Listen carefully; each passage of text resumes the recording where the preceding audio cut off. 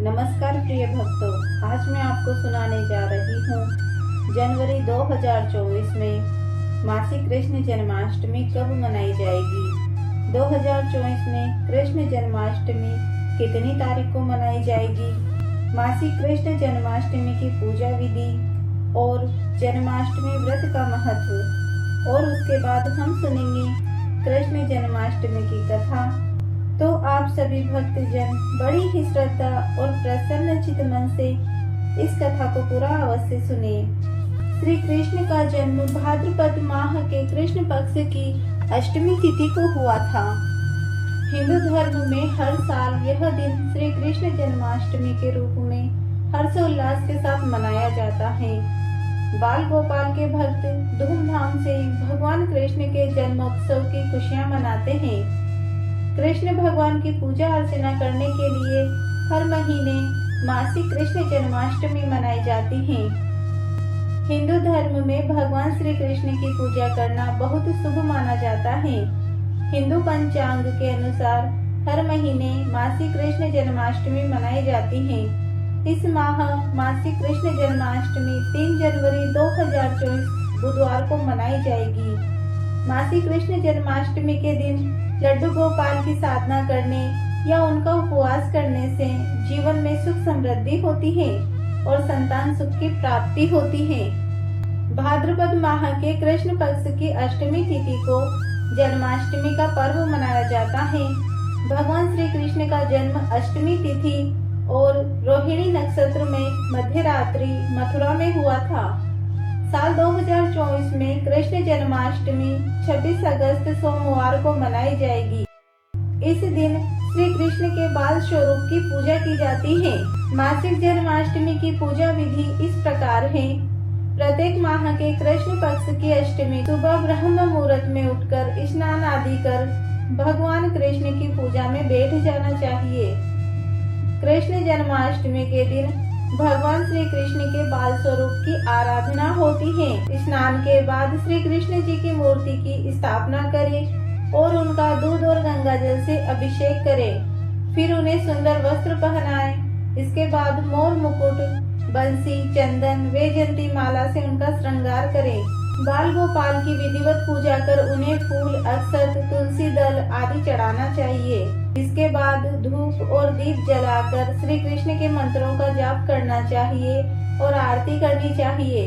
इस दिन भगवान श्री कृष्ण को मेवा, माखन, मिश्री और पंजीरी का भोग लगाकर प्रसाद को लोगों में वितरित कर देना चाहिए। अगर आप मंदिर नहीं जा सकते तो घर पर ही लड्डू गोपाल का मंदिर सजाएं और उनकी पूजा अर्चना करके उनका अभिषेक करें। घर पर बने पकवानों से उनको भोग लगाएं और रात 12 बजे जिस समय ठाकुर जी का जन्म हुआ था उनकी आरती करें। आरती करने के बाद ठाकुर जी के प्रसाद को वितरित करें। जन्माष्टमी व्रत का महत्व इस प्रकार है। हिंदू धर्म ग्रंथों में भगवान श्री कृष्ण के जन्मोत्सव वाले दिन रखे जाने वाले व्रत की महिमा अपार बताई गई है। इसे विधि विधान से करने पर व्यक्ति की सभी मनोकामनाएं शीघ्र ही पूरी होती है। ऐसी मान्यता है कि जन्माष्टमी के व्रत को करने से व्यक्ति के जीवन में सभी कष्ट दूर होते हैं और उसे जीवन से जुड़े सभी सुख प्राप्त होते हैं। पौराणिक मान्यता के अनुसार यह व्रत व्यक्ति को अकाल मृत्यु और पाप कर्मों से बचाते हुए मोक्ष प्रदान करता है। हिंदू धर्म में जन्माष्टमी के व्रत का बहुत ही खास महत्व माना जाता है। जन्माष्टमी का व्रत 1000 एकादशियों के व्रत रखने के बराबर है। इस दिन कृष्ण भक्त पूजा पाठ के साथ पूरे दिन व्रत रखते हैं और रात में 12 बजे भगवान के जन्म के बाद व्रत का पारण करते हैं। अब हम सुनेंगे मासिक कृष्ण जन्माष्टमी की कथा। भागवत पुराण के अनुसार द्वापर अपने अंत की ओर था और कलयुग शुरू होने में कुछ ही समय शेष था। इस समय दैत्यों का प्रकोप दिन ब दिन बढ़ता जा रहा था। उस दौरान अत्याचारी राजा कंस मथुरा नगरी पर शासन करता था। कंस ने अपने पिता राजा उग्रसेन को कारागार में बंदी बनाकर सिंहासन को हड़प लिया था। लेकिन वह अपनी बहन देवकी से बहुत प्रेम करता था और उसने अपनी बहन का विवाह अपने मित्र वसुदेव से करा दिया। जब वसुदेव देवकी के साथ अपने राज्य जा रहे थे, तब आकाशवाणी हुई कि कंस, तेरी बहन के गर्भ से पैदा होने वाली 8वीं संतान तेरे मृत्यु का कारण बनेगी। इस आकाशवाणी को सुनकर कंस क्रोधित हो उठा और उसने वसुदेव की हत्या का प्रयास किया, लेकिन देवकी ने अपने भाई को ऐसा करने से रोक दिया और यह वचन दिया कि जो भी संतान उसके गर्भ से जन्म लेगी उसे वह कंस को सौंप देगी।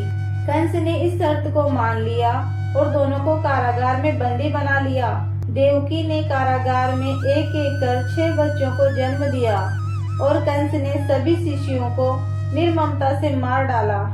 लेकिन 7वें संतान को योग माया ने संकर्षित कर माता रोहिणी के गर्भ में पहुंचा दिया, जिसे शेषावतार बलराम जी के नाम से पूजा जाता है। आकाशवाणी के अनुसार देवकी माता ने 8वें संतान के रूप में भगवान कृष्ण के 8वें अवतार भगवान श्री कृष्ण को जन्म दिया। भगवान श्री कृष्ण के जन्म होते ही कारागार में भगवान विष्णु स्वयं प्रकट हुए और उन्होंने वसुदेव जी से कहा कि आप इस बालक को अपने मित्र नंद जी के पास ले जाएं और वहां से उनकी कन्या को ले आएं। आदेशानुसार वसुदेव जी ने बाल गोपाल को एक टोकरी में डालकर अपने सिर पर रखा और नंद जी के घर पर चल पड़े। भगवान विष्णु की माया से कारागार के सभी पहरेदार सो गए और कारागार के द्वार अपने आप खुलने लगे। जब वसुदेव श्री कृष्ण को लेकर यमुना नदी के तट पर पहुँचे तो यमुना अपने पूरे वेग से बह रही थी, लेकिन प्रभु के लिए यमुना ने भी शांत होकर वसुदेव जी को आगे जाने का मार्ग दिया। वसुदेव सकुशल नंद जी के पास पहुँच गए और वहां से उनकी कन्या को लेकर वापस कारागार में आ गए। जब कंस को 8वें संतान के जन्म की सूचना प्राप्त हुई तो वह शीघ्र अतिशीघ्र कारागार में पहुंच गया और देवकी से कन्या को छीनकर उसकी हत्या का प्रयास किया।